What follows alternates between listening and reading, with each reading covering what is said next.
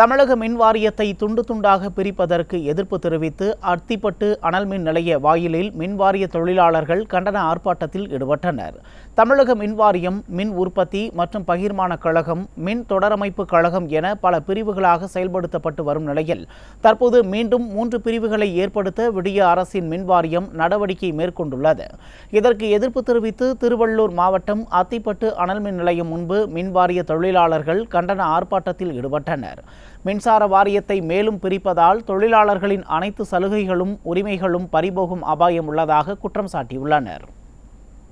பெரும்பான்மையான சங்கங்கள் இதுல கையெழுத்து போட்டிருக்குது என்ற முறையில வாரியம் சொல்லுது.